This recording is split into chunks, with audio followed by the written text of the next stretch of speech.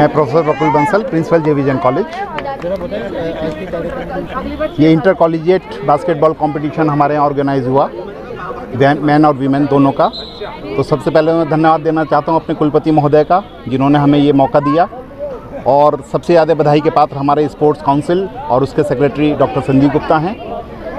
और उससे भी ऊपर हमारी प्रबंध समिति हर कार्य के लिए तैयार रहती है, तो हमारे सेक्रेटरी साहब भी हमारे साथ ही हैं। इनका मैं तहे दिल से शुक्रिया अदा करता हूं।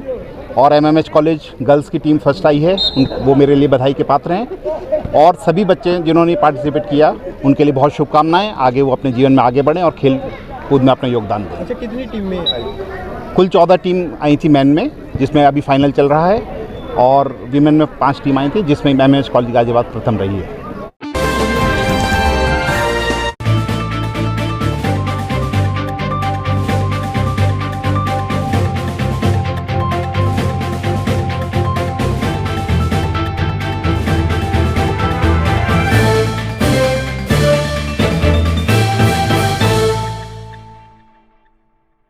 मेरा नाम शिव कुमार और राष्ट्रीय स्वयंसेवक संघ का विभाग संपर्क प्रमुख, ये मेरे पास जिम्मेवारी है। आज क्या कार्यक्रम किया गया? आज का जो हमारा कार्यक्रम है, ये आज़ादी का अमृत महोत्सव का कार्यक्रम है।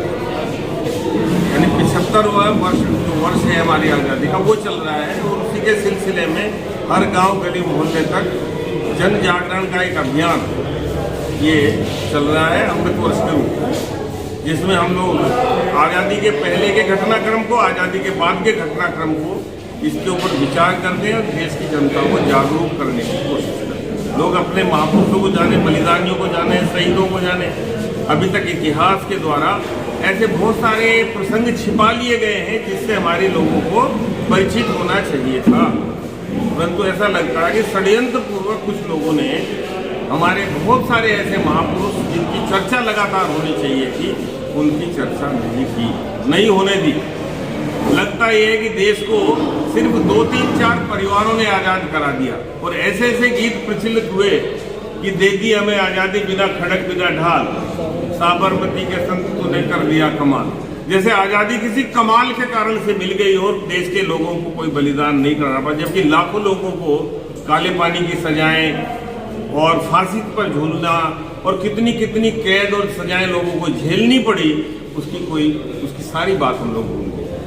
तो इसीलिए हम लोग चाहते हैं कि 75वें साल में हम लोगों को ये विचार करना पड़ेगा कि किन कारणों से ये देश गुलाम हुआ, ताकि भविष्य में गुलाम ना हो।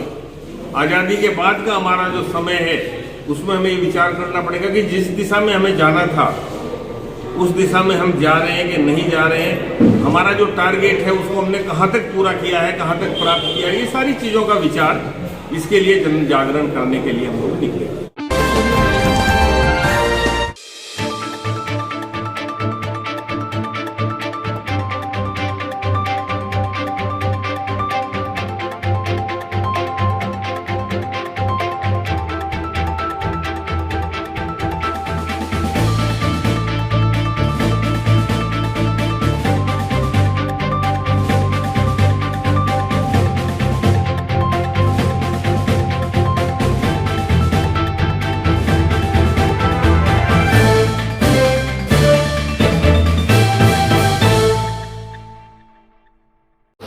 ये माननीय मुख्यमंत्री जी की ये बहुत ही सुंदर योजना है। उसके तहत मुख्यमंत्री सामूहिक विवाह योजना के अंतर्गत आज 32 जोड़ों का यहाँ विवाह संपन्न हो रहा है। और इसको नगर निगम सहारनपुर को ये लक्ष्य दिया गया था करने के लिए। और बहुत ही देख ही रहे हैं आप, पूरा वातावरण कितना अच्छा है और सुंदर। हम लोगों ने बहुत सुंदर आयोजन किया है। आज के इस शुभ अवसर पर मैं सभी वर वधू को मैं आशीर्वाद देता हूं। और उन सबसे आज हमने स्वच्छता की भी शपथ दिलाई है। और सभी से ये शपथ में हम लोगों ने उनको बार बार यही बात दोहराई गई है कि आप स्वच्छता का ध्यान रखें और आने वाली जो संकट है उसके लिए भी तैयार रहें और अपने जीवन की उन्नति करें। और जो भी सरकार की योजनाएं हैं उनको हम लोगों ने लोगों को बताया है यहाँ पर कि माननीय जो उत्तर प्रदेश सरकार की जो भी कल्याणकारी योजनाएं हैं उन सभी को बताया गया है।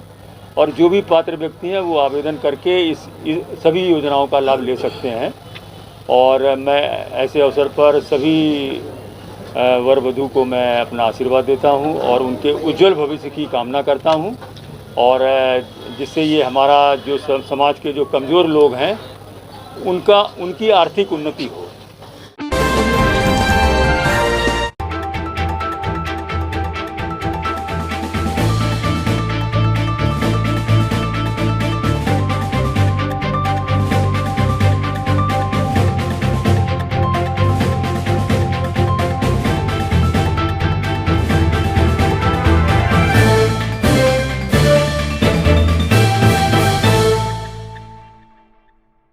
आज राष्ट्रीय लोकदल जनपद सहारनपुर ने शहीद हमारे CDS श्री बिपिन जी की श्रद्धांजलि सभा का आयोजन किया है। दुर्भाग्यवश हमारे देश ने 13 जवान खोए हैं, 13 मिलिट्री के लोग खोए हैं। इस वक्त पूरा हिंदुस्तान सदमे में है। उसके साथ साथ राष्ट्रीय लोकदल उनको अपनी भावभीनी श्रद्धांजलि अर्पित करता है। इसी संबंध में आज यहाँ प्रोग्राम रखा गया है। हमारे राष्ट्रीय महासचिव श्री बाबा हरदेव सिंह जी भी आ रहे हैं इस प्रोग्राम में शामिल होने के लिए, चंद ही मिनट में पहुँचने वाले हैं और उसके बाद में फिर संगठन की समीक्षा होगी। पहले श्रद्धांजलि अर्पित की जाएगी।